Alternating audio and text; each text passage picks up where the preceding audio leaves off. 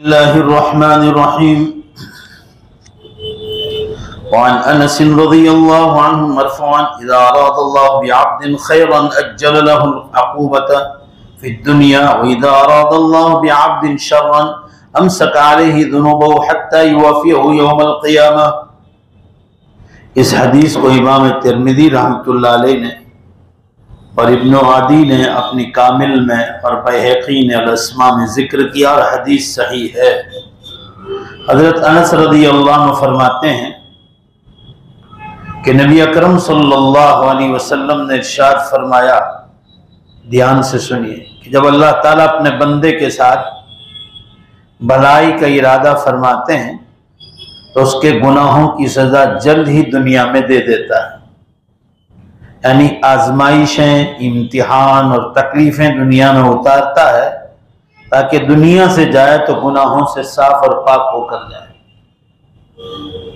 और जब किसी बंदे के साथ बुराई का इरादा चाहता है तो उसके गुनाहों की सजा दुनिया में रोक लेता है, यहां तक कि क़यामत वाले दिन उसको पूरी पूरी सजा देगा। अब आप लोग जवाब दो, दुनिया में मुसीबतें आ जाए वो अच्छा है या आखिरत की मार अच्छी है? बोलो भाई। दुनिया में आ जाए, दुनिया में तकलीफें आ जाए, साफ हो जाए, वो अच्छा है। दुनिया की तकलीफें इंसान बर्दाश्त कर सकता है, आखिरत की नहीं कर सकेगा। इसलिए फरमाया कि अल्लाह ताला जब बंदे के साथ भलाई का इरादा करते हैं तो दुनिया में उस पर तकलीफें, मुसीबतें उतारते हैं। अब उन मुसीबतों को हम मुसीबत समझते हैं, वो तो रहमत है। बोलो भाई, रहमत हुई नहीं हुई? तो दुनिया में तकलीफें आए, बिजनेस पर, खेती बाड़ी पर, बीवी बच्चों पर, शौहर पर, औलाद पर बीमारियां आए या बिजनेस फैल जाए, कर्ज आ जाए, ये सारे जो हालात हैं ये सब अल्लाह ताला की तरफ से भलाई है। तो बंदे को ये चाहिए कि ये दिन तो हट जाते हैं, बीमारी तंदुरुस्ती में बदल जाती है, कर्ज की जगह आदमी साहिब माल हो जाता है, कर्ज से बाहर भी निकल जाता है, बहुत सारे आसानी आ जाती है। तो एक मुद्दत के लिए वो तकलीफें आती है। और अल्लाह जब किसी बंदे के साथ बुराई का इरादा करता है तो दुनिया में उस पर कोई मुसीबत नहीं उतारती, ढील देते हैं और क़यामत के दिन उसको पकड़े। अल्लाह ताला इससे हिफाजत फरमाता। अब आदि ध्यान से सुनो, उलमा क्या फरमाते हैं। हर इंसान तभी तौर पर गलती करता है और किसी वक्त भी उससे किसी किस्म का गुनाह सरजद हो जाता है। नबियों के बाद कोई भी इंसान पाकदामन का दावा नहीं कर सकता है। हर उम्मती किसी न किसी अंदाज में कोई ना कोई ठोकर जरूर खाता है, लेकिन सआदत और नेक बख्ती इसमें है कि अल्लाह ताला रोज़े महशर इंसानी तकाज़ों को माफ कर दे, दुनिया में सजा मिल जाए। इस खुशनसीबी के लिए अल्लाह ताला ने रहीम और रहमान का सबूत देते हुए एक कानून बनाया है कि दुनिया में मोमिन पर पड़ने वाली मुसीबतें और बीमारियां उसके गुनाहों की माफ़ी और दर्जात की बुलंदी का बहुत बड़ा सबब है। इसका ये मतलब नहीं कि आदमी अल्लाह ताला से दुनिया में मुसीबतें मांगना शुरू कर दे। भाई, ये हदीस का मतलब ये ना सोचे इंसान कि दुनिया में मुसीबत मांगो, मांगने का हुक्म नहीं। ये तो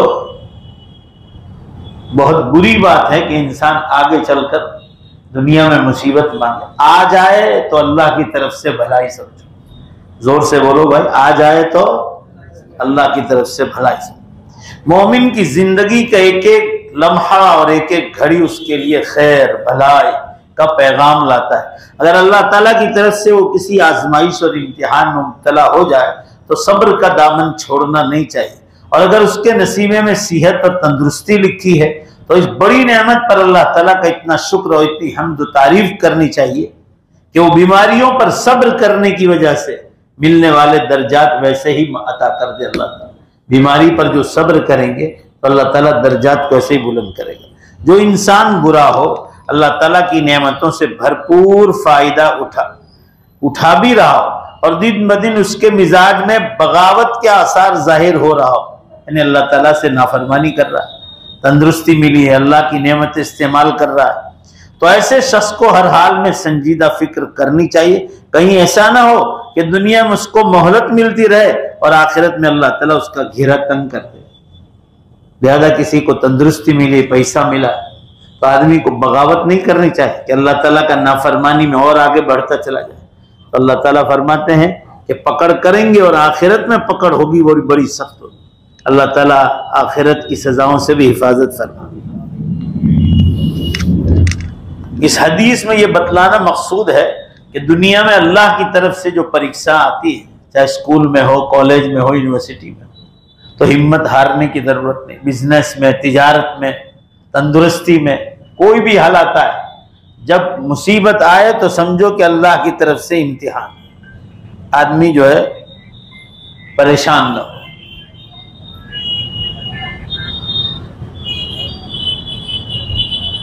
आगे की हदीस आ रही कि मौत से पहले पहले नेक आमाल की कसरत करनी चाहिए।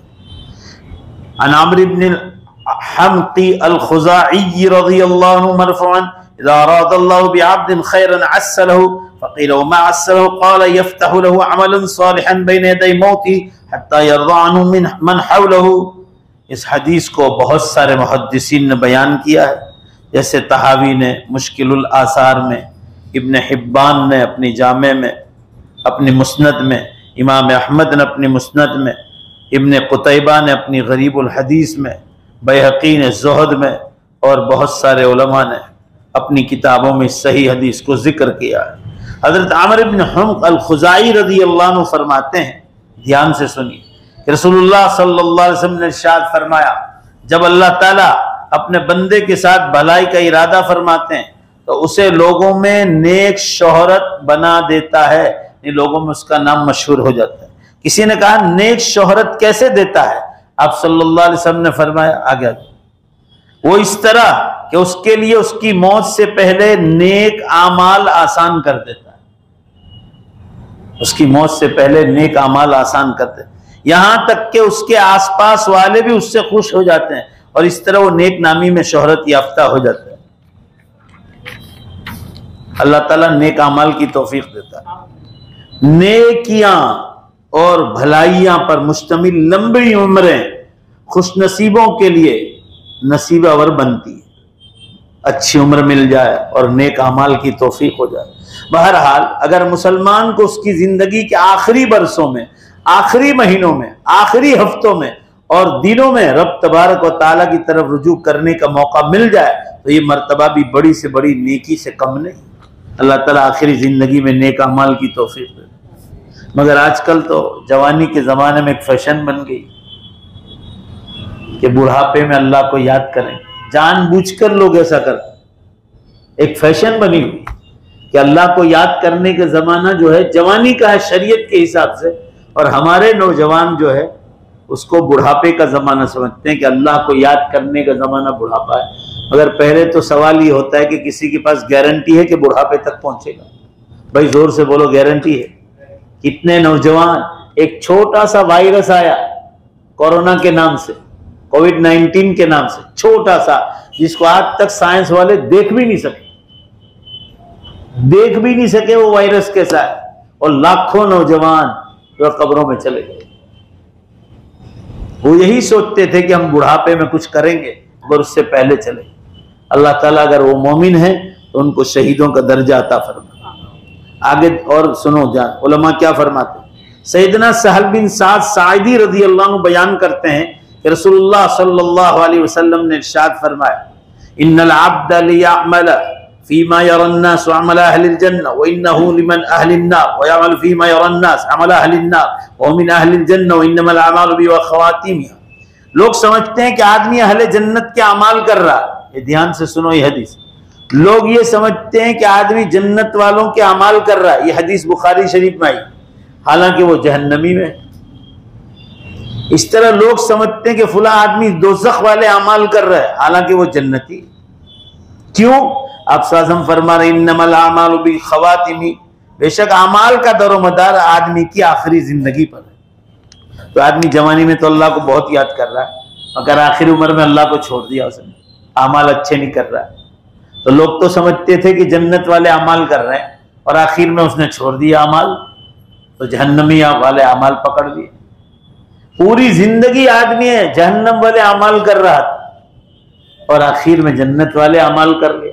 तो एतबार जो है आखिरी वक्त का होगा, जिंदगी के आखिरी अय्याम, इन्नमल आमालु बिल खवातीम। और किसी को पूरी जिंदगी तौफीक मिल जाए तो सोने पे सुहागा है। अल्लाह ताला हमें ऐसा ही बना दे। आगे की हदीस आ रही है, नाफरमानियों के बावजूद दुनिया में माल और दौलत और तंदुरुस्ती मिलना अल्लाह की तरफ से ढील हो सकती, यानी नाफरमानियों पर नाफरमानियां हो रही है और वो समझ रहे हम दुनिया में सबसे बड़े खुशकिस्मत आदमी। ऐसा नहीं, वो अल्लाह की तरफ से ढील है। हज़रत उक़बा बिन आमिर रज़ियल्लाहु अन्हु रिवायत फरमाते हैं, इज़ा राअयत अल्लाह युअतिल अब्द मिनद दुनिया अला मआसीहि मा युहिब्बु फ़इन्नमा हुवा इस्तिदराजुन सुम्मा तला क़ाल अल्लाहु तबारक व तआला अऊज़ु बिल्लाहि मिनश शैतानिर रजीम फ़लम्मा नसू मा ज़ुक्किरू बिही फ़तहना अलैहिम अब्वाब कुल्लि शै हत्ता इज़ा फ़रिहू बिमा ऊतू अख़ज़नाहुम बग़ततन फ़इज़ा हुम मुब्लिसून। सूरह नाम आयत नंबर 44। इस रिवायत को इमाम अहमद ने मुस्नद अहमद में जिक्र किया है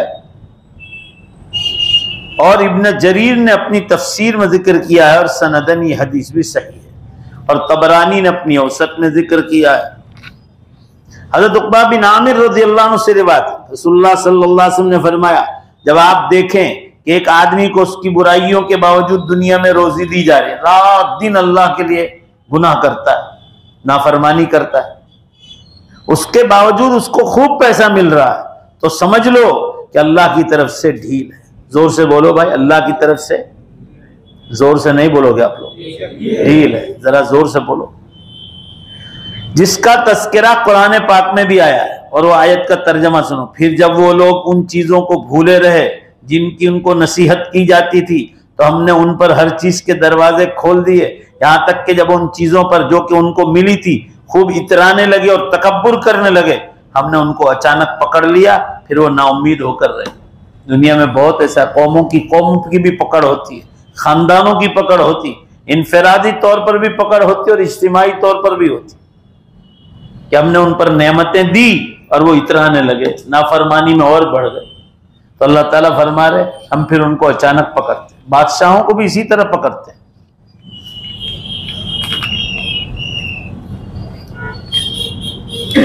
हर मुसलमान को चाहिए कि वो इस हदीस की रोशनी में अपनी जिंदगी के तर्ज का जायजा ले, कहीं ऐसा ना हो कि अल्लाह ताला की काबिल कद्र नेमतें उसके लिए वबाल और मुसीबत के असबाब बन जाए, क्योंकि इंसान नाफरमानी करता है।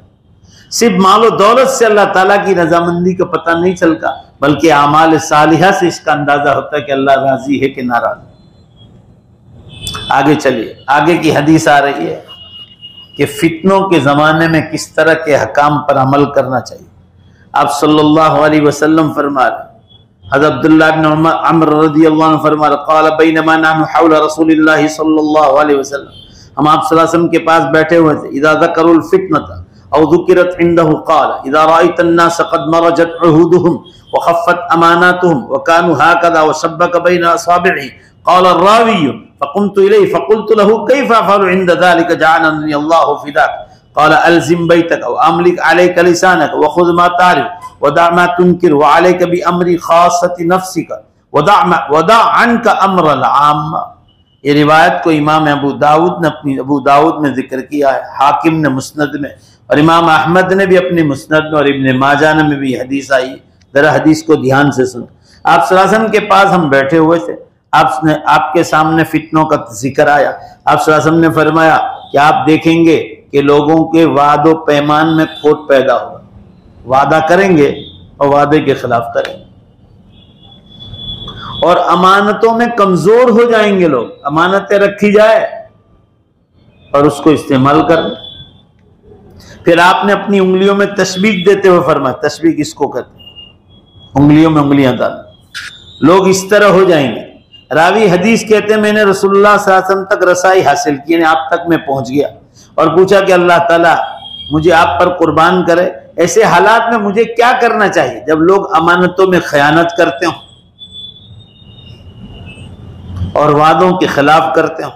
आप सल्लल्लाहु अलैहि वसल्लम ने फरमाया तो घर में बैठे रहना, अपनी जबान को काबू में रखना, नेकियों का हुक्म, नेकियों पर अमल करना और गुनाह की चीजों से बचना, छोड़ देना और पब्लिक के मामलात में छोड़कर सिर्फ अपनी फिक्र करना। जब हालात ऐसे हो जाए, आम हालात ये हो जाए कि लोग वादा खिलाफी करें।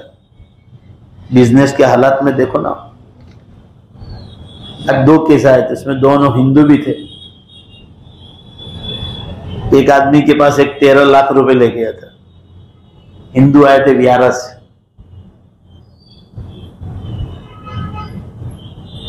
अब वो कह रहे कि वो पैसे ही नहीं दे रहा।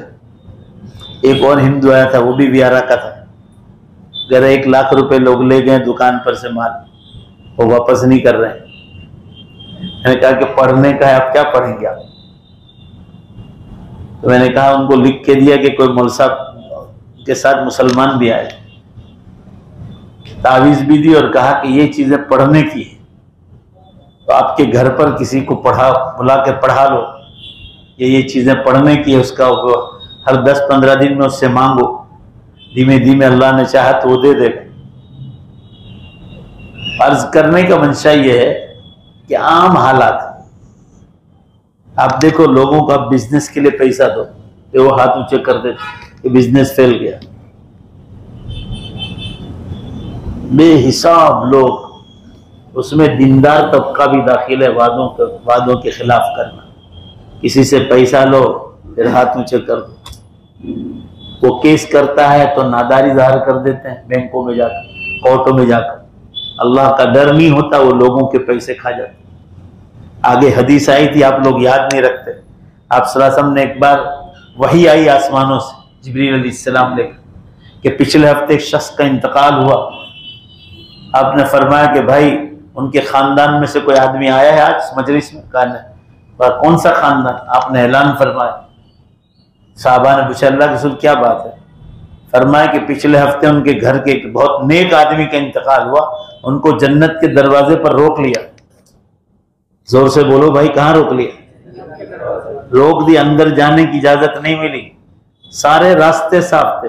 साहबा ने पूछा अल्लाह के रसूल किस वजह से? कहा एक शख्स का पैसा बाकी था, वो दिए बगैर दुनिया से चले।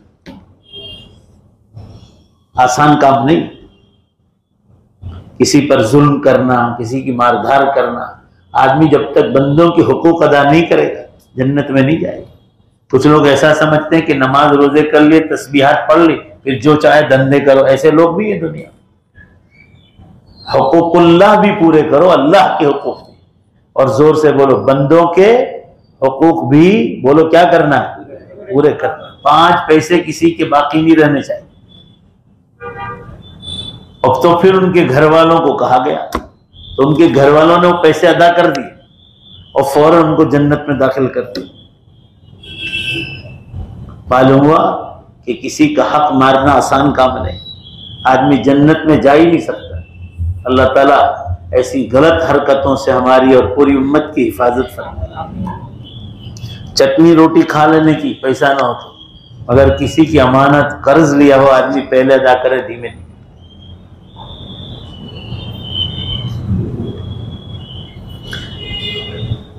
मुसलमानों, इस हदीस मुबारका में किए गए नसीहतें और पंद पर उस वक्त अमल किया जाएगा जब आखिरी जमाने में फितना और फसाद गालिब हो जाए, कि उसको तब्दील करने वाले और इस्लाह करने वाले भी बेबस हो जाएंगे और उसमें तब्दीली लाने के बजाय उसमें मुलव्वस होना पड़ेगा। आज यही हाल है दुनिया के हालात देखो। ये कुर्ब क़यामत का जमाना है, हर किस्म के गुनाह आम हो गए।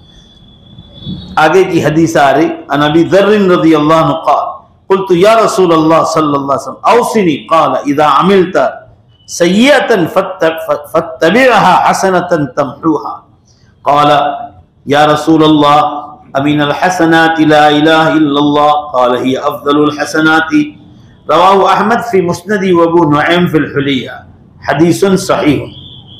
अबू दर्र रज़ियल्लाहु अन्हु फरमा रहे, मैंने कहा अल्लाह के रसूल सल्लल्लाहु अलैहि वसल्लम मुझे वसीयत फरमाओ। अबू दर्र आया, फरमाया अल्लाह के रसूल मुझे नसीहत फरमाए। आप सल्लल्लाहु अलैहि वसल्लम ने फरमाया अगर तुमसे बुराई हो जाए तो उसके बाद नेकी कर लो।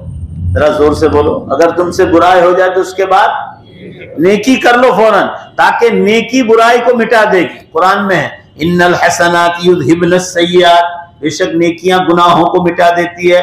मैंने कहा अल्लाह के रसूल सल्लल्लाहु अलैहि वसल्लम, क्या कलमा शरीफ कहना भी नेकी है? कलमा शरीफ पढ़ना? आप सल्लल्लाहु अलैहि वसल्लम ने फरमाया कि कलमा शरीफ पढ़ना ये तो सब नेकियों में सबसे ऊंचा अमल है। इस आदमी से कोई भी गुनाह हो जाए फौरन ला इलाहा इल्लल्लाह मुहम्मदुर रसूलुल्लाह पढ़ना चाहिए। मगर बंदों के गुनाह जब तक उनके हुकूक की अदायगी नहीं करेंगे उससे माफ नहीं। जैसे आपने झूठ बोला तो फौरन ला इलाहा इल्लल्लाह मुहम्मदुर रसूलुल्लाह पढ़िए और फिर तौबा कर ली कि अल्लाह दोबारा ये बड़ा गुनाह नहीं करूंगा, कि झूठ बोलने वालों पर अल्लाह की लानत, बहुत बड़ा गुनाह। इंसान से इंसानी तकाजे से किसी वक्त भी किसी किस्म का गुनाह सरजद हो जाता है। यह अपनी नौइयत का जुर्म जरूर है, अपनी नौइयत का गुनाह जरूर है, जिसके असर को तौबा ताइब होकर या नेकियां करके आज खत्म किया जा सकता है। मतलब यह है कि इंसान कोई भी गुनाह से खाली नहीं, कोई भी गुनाह हो जाए तौबा तिल्ला करके आदमी को साफ कर लेना चाहिए। बंदों का हक मारा है तो उससे माफी मांगो, लेकिन इस जुर्म पर हमेशा कायम रहना बर्बादी का सबब है और गुनाह है। इस हदीस में इसी बर्बादी से बचाने के लिए आप सल्लल्लाहु अलैहि वसल्लम ने नसीहत फरमाई कि अगर गुनाह हो जाए जो कि यकीनन होगा तो नेकी करके उसके बुरे असर को मिटाने की कोशिश करनी चाहिए। अल्लाह ताला का फरमान है अक़ीमिस्सलाता तरफ़इन नहारी व ज़ुलफ़म मिनल लैली इन्नल हसनाति युज़हिबुनस सय्यात ज़ालिका ज़िक्रा लिज़्ज़ाकिरीन।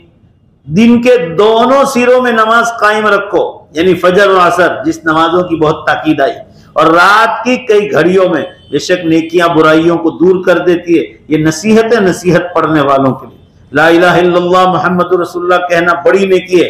आप सल्लल्लाहु अलैहि वसल्लम ने फरमाया ईमान के 73 शोबे हैं, 73, उनमें सबसे ऊंचा शोबा है, पढ़ो सब मिलकर जोर से, ला इलाहा इल्लल्लाह मुहम्मदुर रसूलुल्लाह सल्लल्लाहु अलैहि वसल्लम।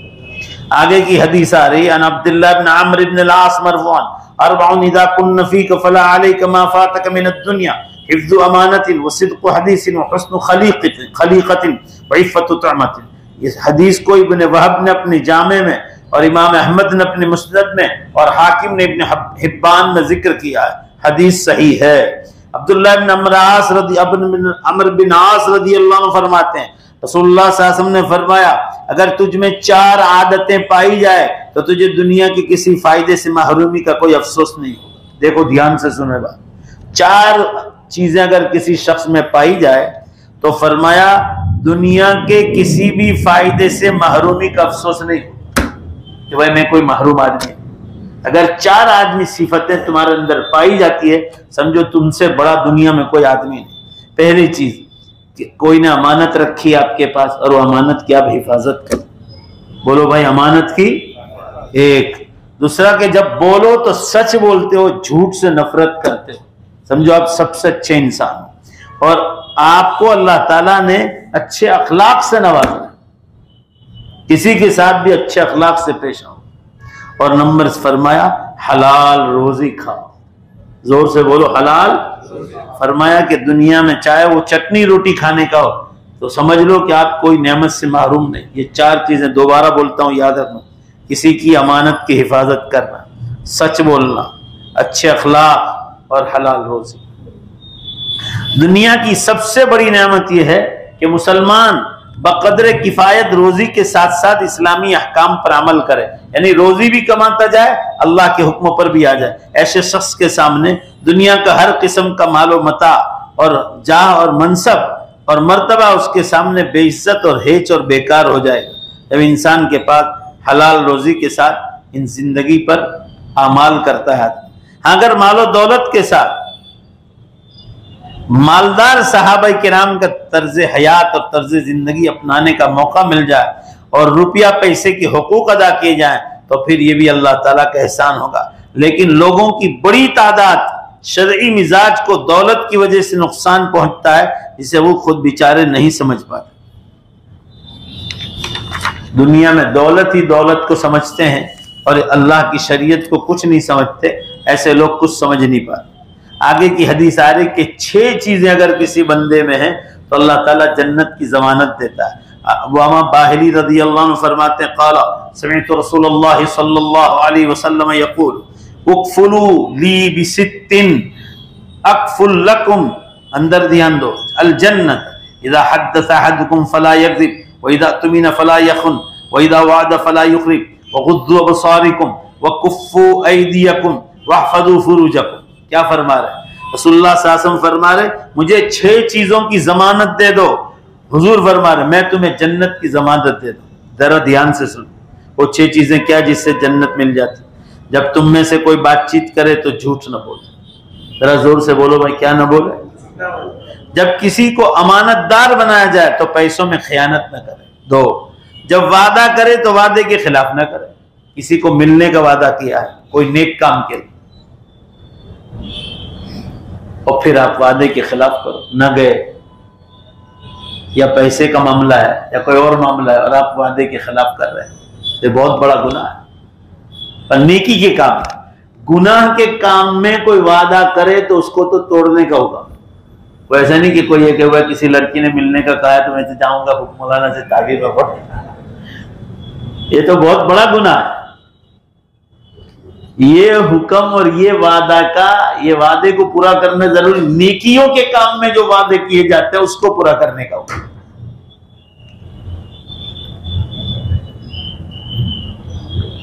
4, अपनी नजरों को झुकाकर रखो, क्योंकि ये बुरी नजर इंसान को ज़िनाकारी की तरफ पहुंचाता है। और फरमाया अपने हाथों को काबू में रखो किसी पर जुल्म करने से, किसी पर जुल्म करने से अपने हाथों को कब्जे में रखो। और नंबर 6 पर फरमाया ज़िनाकारी से अपनी शर्मगाहों की हिफाजत करो। जरा जोर से आमीन को। अल्लाह ज़िना के ख्याल से भी बचाए। आजकल ये गुनाह बहुत आम है। ये मोबाइल का गलत इस्तेमाल लड़कियों को, जवान लड़कियों, छोटे छोटे बच्चों को दे रहे हैं। मोबाइल का जो गलत इस्तेमाल दे, फिर वो बच्चियां बड़ी होकर मानती है। मैंने आपको आगे भी बताया था 8 लाख लड़कियां ने ईमान छोड़ दिया हिंदुस्तान में पिछले 7 बरस में। ये टाइम्स ऑफ इंडिया की रिपोर्ट। मैंने आपको आगे भी कहा था कि चलो पेपर वाला झूठ लिखता है, 1 0 काट डालो, 80,000 मानो। कितने मानो भाई बोलो? तो अभी कोई छोटा मोटा रिकॉर्ड है? रोज ये धंधे हो रहे हैं। रोज व्हाट्सएप पे आता है कि कलेक्टर के पास गए और ये जो है रजिस्ट्रेशन कराने की तैयारी है। तो अच्छा है कि कानून में थोड़ा वक्त दिया जाता है कि किसको विरोध करना हो, अर्जी दी हो शादी करने के तो विरोध पेश कर सकता है। मेरे ऊपर पूरे इंडिया में से लोग भेजते हैं, फटाफट में भेजता हूं कि जाओ इनके घर जाओ, इसको पकड़ो। कई कितनी बच्चियों को माशाअल्लाह अल्लाह के फजल से बचाया गया। अभी एक बच्ची की रिमोट तैमीना नाम था, बड़ौदा, वो नहीं मानी। उसको ये समझा कि चल गलती हो गई कॉलेज के जमाने में, उसको कलमा पढ़ा दे तो कि तुम मेरी कब्र में सोने आने वाले नहीं हो। नौजुबिल्लाह अस्तगफिरुल्लाह। ये हमारी लड़कियां जिनको हम दीन नहीं पढ़ाते ना, फिर ये बच्चियां हाथों से निकल जाती। इनको आपने मदरसा पढ़ाया ही नहीं है, दीन पढ़ाया नहीं, तो ये बच्चियां हाथ से निकल जाती। लिहाजा इनको मौत और मरने के बाद दोबारा जिंदा होने पर ईमान ही नहीं। इसलिए कहता हूं कि जितना एजुकेशन दो, बोलो बेशक जोर से, उससे कहीं ज्यादा दीन देना जरूरी है, वरना आने वाली औलादें तुम्हारे हाथों से निकल जाए। आज के अखबार में है, राजस्थान में जिला बाड़मेर, हिंदू लड़का है, गरीब बच्चा था, बाप कमाई कर रहा है, ने बकरी पाली थी। बर्थडे मनाने के लिए, अपनी जन्म का दिन मनाने के लिए चुपचाप 5,000 रुपए की बकरी बेच डाली। न शराब की आदत, कॉलेज के जमाने से कॉलेज कर रहा है, शराब की आदत थी, तो 5,000 रुपए की पार्टी की और सबने मिलकर शराब पी। दूसरे दिन माँ ने कहा कि बकरी कहाँ गई, पूछा, नहीं समझे, तो क्या पार्टी की कहां से पैसे लाए? शक हुआ घर वालों को, तो माँ ने थपका दिया उसको, और इकलौता बेटा था, तो माँ को डंडे फटके मारकर उसको मार डाला। नौजुबिल्लाह। एक तो ईमान नहीं और दीन की कमी, देख लीजिए आप। एजुकेशन वालों को हम कहते हैं कि जब तक दीन एजुकेशन के साथ नहीं होगा, आपकी औलादें आपके हाथों में नहीं रहेगी। चैलेंज अपना अल्लाह की तरफ से। और जिनके घरों में एजुकेशन के साथ दीन है, उनकी औलादें उनके कब्जे में है आज भी, अल्हम्दुलिल्लाह। ये दीन की बरकत। और जहां नहीं है, एक भी औलाद उनके हाथ में नहीं, सब रोते। यहाँ रोज केस आते हैं सोमवार को कि बेटा नाफरमान है, बेटी नाफरमान। अभी आपकी सूरत का एक केस है, मुस्लिम लड़के से शादी कराई घर वालों, तो अभी वो हिंदू लड़के से भाग गई और पुलिस के साथ वो मिल गया है और पुलिस कोई जांच पड़ताल नहीं करती, कैसे पहुंच गए। और वो लड़की कहाँ है कुछ पता है, वो हर हफ्ते यहां आते हैं। ये हाल है, इसलिए आने वाली नस्लों को बचाने का है। हमने इसलिए औलादे पैदा की मुसलमान की जहन्नम में डलवाए कि वो गैर मुस्लिम हो जाए। और बच्चियों को इतना पढ़ाने की जरूरत भी क्या, पढ़ाओ तो उससे डबल फिर दीन पढ़ाओ, तो फिर बच्चियां हाथ में रहेगी। कुरान और हदीस पढ़ाओ, दुनिया सुधर गई कुरान और हदीस पढ़कर, और हम उल्टी दिशा में जा रहे हैं। एजुकेशन से कोई मना नहीं करता, मगर ओनली एजुकेशन बहुत नुकसान देगा। उसके साथ जो दीन नहीं होगा तो आप दुनिया में इंसान बन ही नहीं सकते। मैंने आपको आगे बताया था, इंग्लैंड में सकलैन मुश्ताक से मेरी मुलाकात हुई। पाकिस्तान का शानदार जो है बॉलर है वो, आपको मालूम होगा एक जमाने में उसकी धूम मची थी। उसकी अमेरिका में तालीम हुई, मगर वो मुझे इंग्लैंड में रमजान में मिले 5-7 साल पहले की बात, फिर तो इंडिया भी आकर गए। तो मौलाना, मैंने उनसे सवाल किया कि आप क्रिकेट खेलते थे, अब भी क्रिकेट खेल रहे हैं, पहले आपके पास दीन नहीं था, अब आपके पास दीन है, दोनों में क्या फर्क देखा? तो कहने लगे कि मौलाना माँ बाप ने कभी मदरसा ही नहीं बतलाया। मदरसा क्या चीज है? इंग्लिश मीडियम पाकिस्तान में पढ़ाई की, फिर अमेरिका भेज दिया पढ़ाने, खूब पढ़ाई की, दीनी माहौल मिला नहीं तो हम आजाद हो गए, शराब पीने लगे, क्रिकेट खेलते थे, मैच फिक्सिंग करते थे। इन्होंने खुद मुझे कहा अल्लाह के घर में बैठकर, और कब बड़ी बड़ी कैप्सूल खाते थे, तब जाके हमको नींद आती थी कि फोन आया है कि आज दुबई के बादशाह के साथ दोपहर का खाना है, कल इंग्लैंड के प्राइम मिनिस्टर के साथ बैठकर खा, तो नींद ही नहीं आती थी उस खुशी में, तो बड़ी बड़ी कैप्सूल्स खाते थे, क्योंकि दीन नहीं था।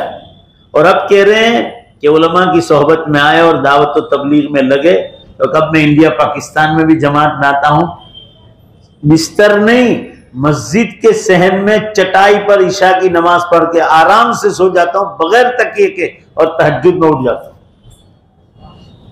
पूरा मजमा जोर से बोलो, ये दुनिया की बरकत है कि दीन की बरकत? ये चीज है। इंजिमामुल हक देखो, जो नए मुस्लिम है दुनिया में, उनको देखकर तो ईमान मजबूत करो। वो दीन की तरफ आ रहा है और आप दुनिया की तरफ जा रहे हैं। अमेरिका में यूसुफ याहिया करके एक शख्स न्यू मुस्लिम है, बेहिसाब लोग उसके हाथ पर ही, अब यूट्यूब पे जाके देखो आप, वो जबरदस्त काम कर रहा है, लोग उनको देखकर ईमान ला रहे हैं। हम लोग उल्टी दिशा जा रहे हैं।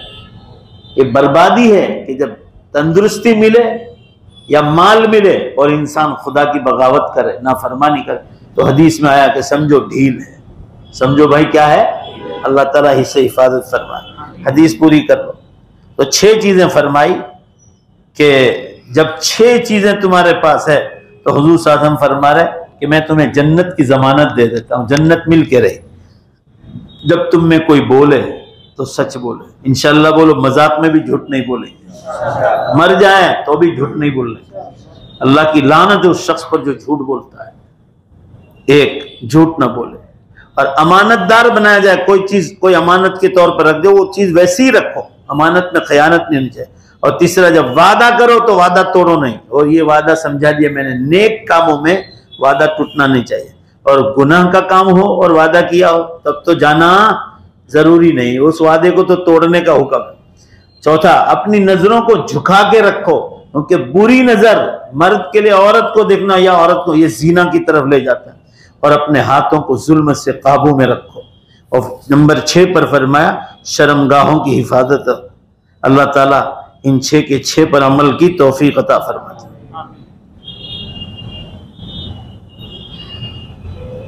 इंशाअल्लाह आइंदा पढ़ेंगे। अल्लाह ताला हम सबको अमल की तौफीक अता फरमाए। आप बाहर चले जाओ। ये मौलाना बिहार से आए हैं, अभी कोरोना से पहले इनके गांव गया था। बालूपुरा।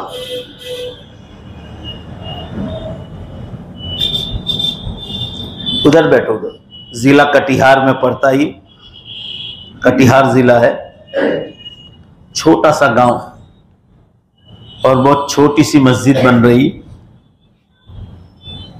तकरीबन 8 लाख रुपए का बजट है। पूरा स्ट्रक्चर खड़ा हो गया है मगर अंदर का सारा काम बाकी है। आप हजरात से दरख्वास्त है कि लिल्लाह मस्जिद के लिए अपना दिल खोलकर इनको इमदाद करते जाएं। बहुत गरीब इलाका है। मैं गया हूँ, मैं जिस मदरसे के इफ्तिताह के लिए गया था तो ये जो लकड़ियाँ थी, लकड़ियाँ भी नहीं थी। हम लोग जो कराठी जलाते हैं ना, कराठी, उसके बने हुए कटिहार जिले में। अब वो माशाल्लाह धीमे धीमे मैं वो मौलाना को यहाँ बुलाया तो मदरसा कायम हो गया।